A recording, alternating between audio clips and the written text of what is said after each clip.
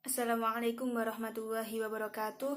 Ismi Siska Mutmainah. Di sini saya akan menjelaskan tentang metode dan sistematika penulisan dari Kutubus Sittah.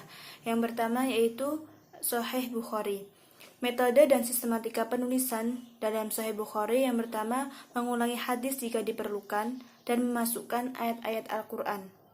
Yang kedua, memasukkan fatwa sahabat dan juga tabi'in sebagai penjelas terhadap hadis yang telah dikemukakan. Yang ketiga, mentaklikan, yakni menghilangkan sanad pada hadis yang diulang karena pada tempat lain sudah disebutkan sanad yang bersambung. Yang keempat, yaitu menerapkan prinsip-prinsip al-jarh wa ta'dil. Yang keenam, yaitu menggunakan berbagai sigot tahamul. Yang keenam, disusun berdasarkan tertib fikih.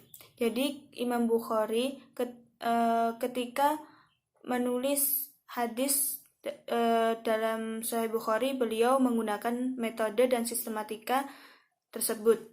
Yang kemudian teknik penulisan yang digunakan, yang pertama, memulainya dengan menerangkan wahyu terlebih dahulu, karena wahyu ini adalah dasar dari segala syariat. Yang kedua, kitab tersebut tersusun dari berbagai tema, yang kemudian pada tema tersebut berisi tentang topik-topik.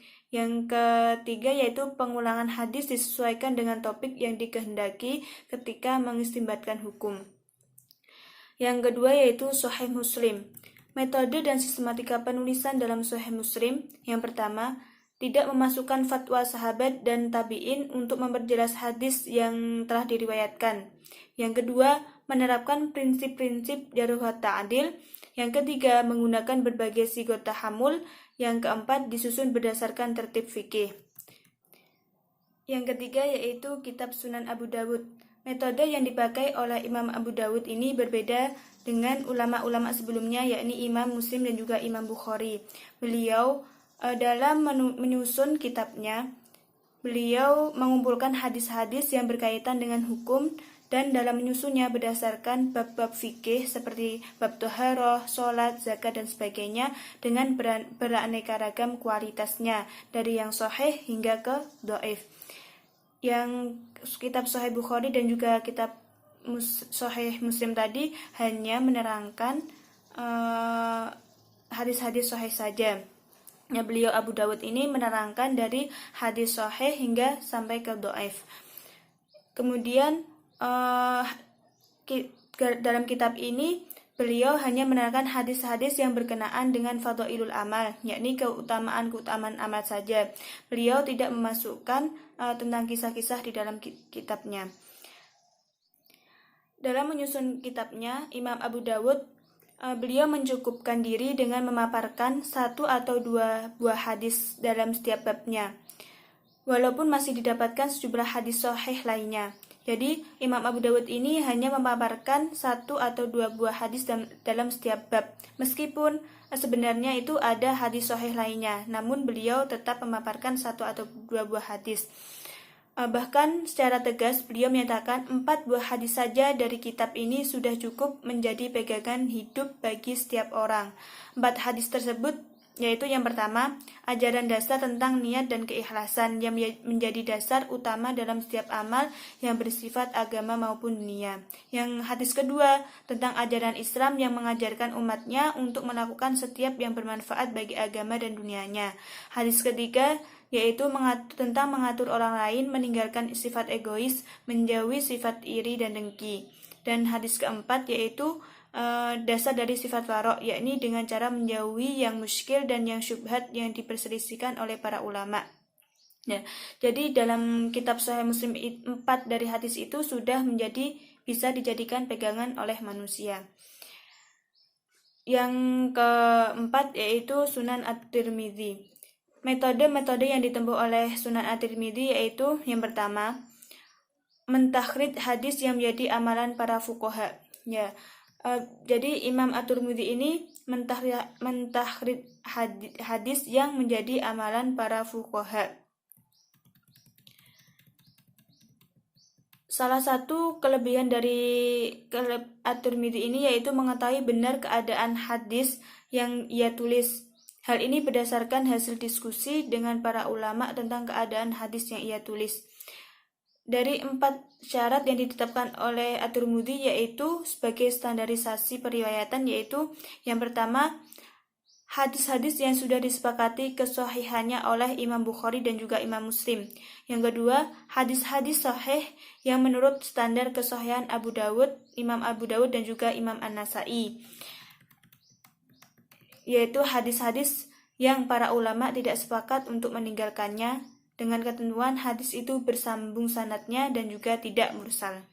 Yang ketiga, hadis-hadis yang tidak dipastikan kesahihannya dengan menjelaskan sebab-sebab kelemahannya.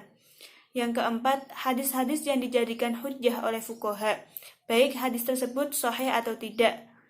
Tentu saja ketidaksahihannya tidak sampai pada tingkat dhaif yang matruk. Yang kelima yaitu Kitab Sunan An-Nasai.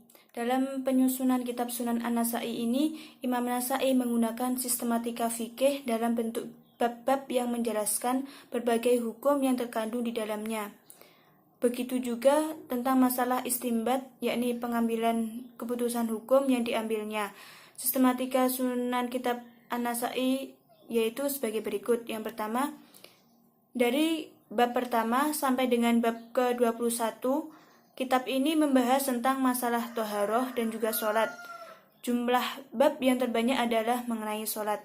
Jadi dari kitab An-Nasai ini, bab pertama hingga ke-21 yaitu tentang bab toharoh dan juga sholat, dan yang terbanyak itu tentang sholat. Yang kedua, kitab atau bab puasa didahulukan daripada zakat. Yang ketiga, bab Qism Al-Fa'i diletakkan jauh dari kitab jihad. Yang keempat, kitab Al-Khali juga diletakkan berjauhan dari kitab jihad. Yang kelima, melakukan pemisahan-pemisahan di antara kitab-kitab Al-Ahbas, Wakaf, Wasiat, Nahl, Hibah, Ruqabah, sedangkan kitab atau pembahasan mengenai faraid tidak ada. Jadi di kitab Sunan ini tidak membahas tentang faraid. Yang keenam, melakukan pemisahan-pemisahan antara kitab Al-Ashribah, yakni minuman, As-Said, yakni pemburuan, Az-Zabaih, yakni sembelihan hewan kurban, Ad-Dhuhaya, yakni kurban Idul Adha. Jadi dalam kitab Sunan An-Nasai ini bab tentang Ashribah, As-Said, Az-Zabaih, Ad-Dhuhaya ini terpisah. Yang ketujuh yaitu kitab iman ditempatkan di bagian akhir. Bab iman ini diletakkan di bagian akhir. Yang kedelapan yaitu yang tidak termasuk hukum hanyalah kitab iman dan kitab al-isti'adah. Maksudnya kitab ini adalah bab ya. Baik, itu tadi penjelasan dari saya tentang penulisan Kutubus Sittah. Syukran ala husni ihtimamikum. Wassalamualaikum warahmatullahi wabarakatuh.